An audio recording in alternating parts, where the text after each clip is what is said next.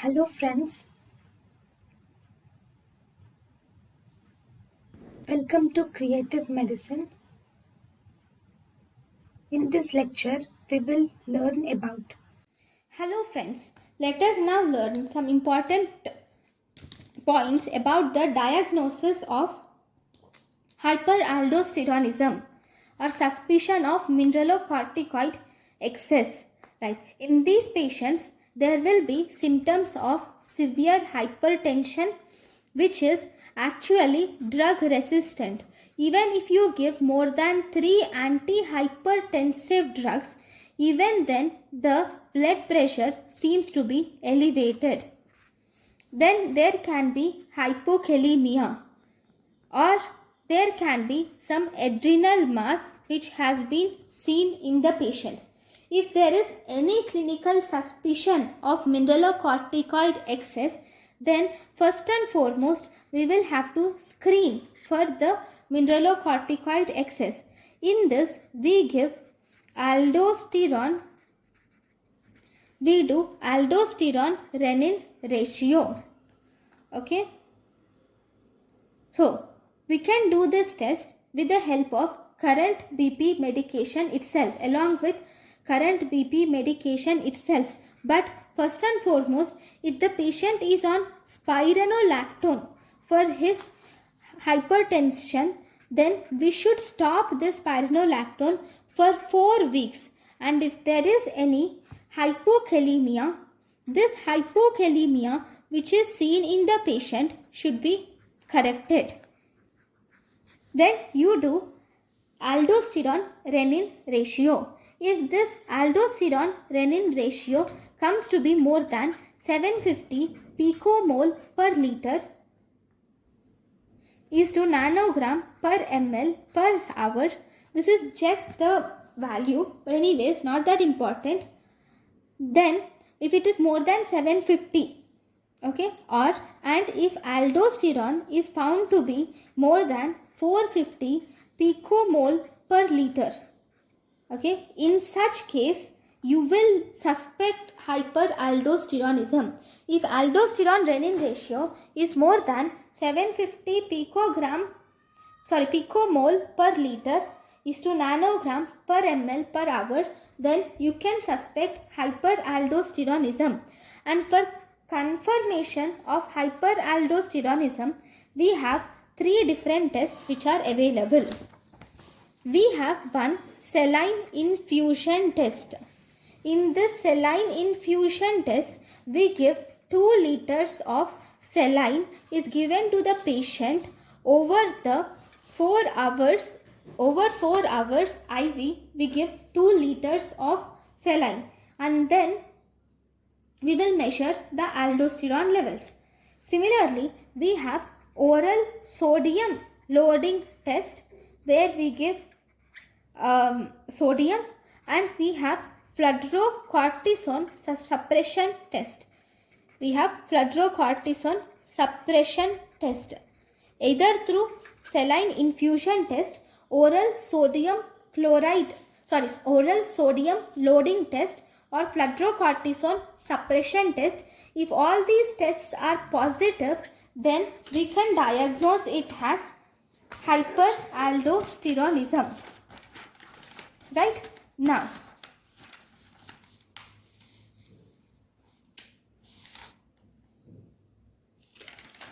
once you have diagnosed it as hyperaldosteronism, if it is positive, then obviously there is problem in the adrenals, right? So we will have to do an enhanced CT scan of adrenals is done.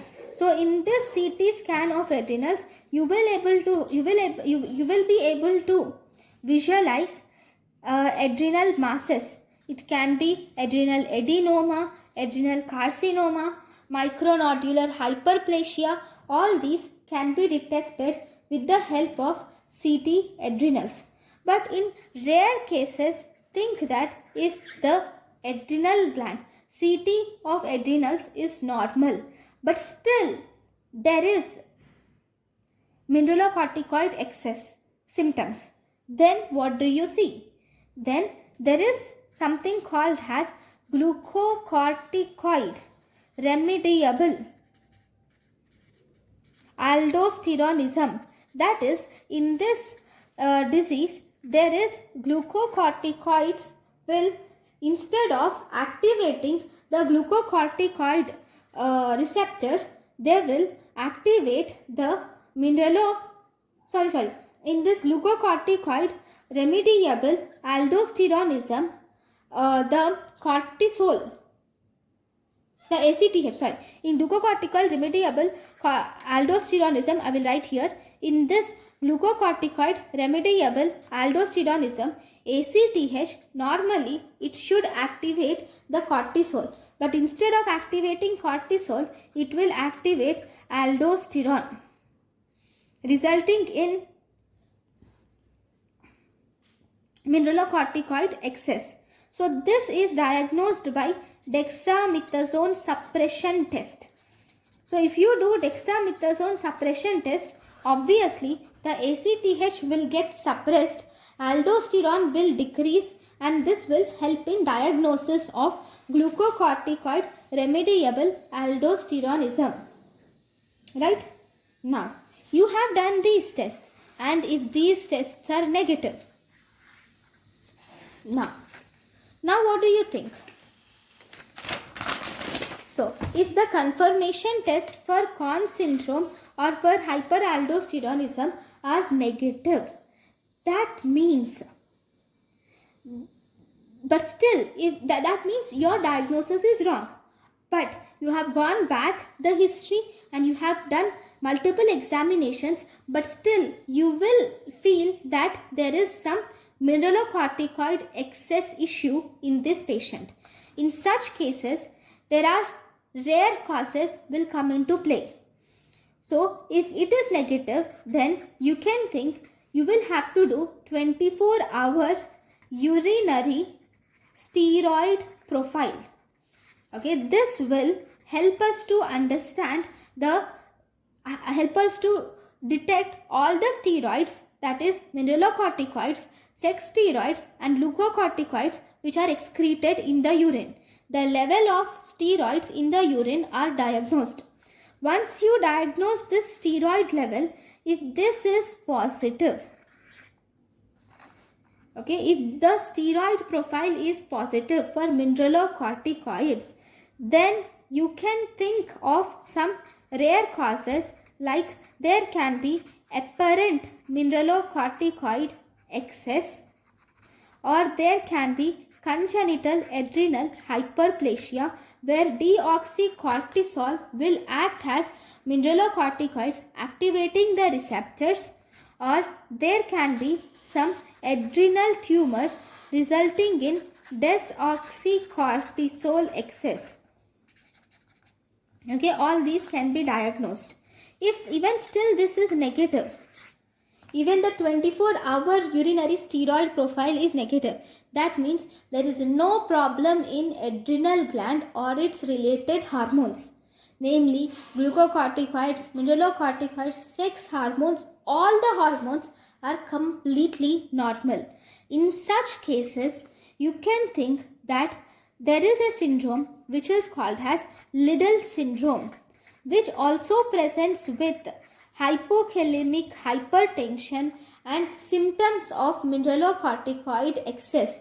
This occurs due to prolonged opening of epithelial sodium channels, which will normally cause influx of sodium and efflux of H+ or potassium ions. Okay. So, obviously, because of prolonged opening of this receptor, it functions just similar to mineralocorticoid excess. But here, in Liddle syndrome, the problem is in this receptor, because there are mutations in this receptor resulting in this syndrome.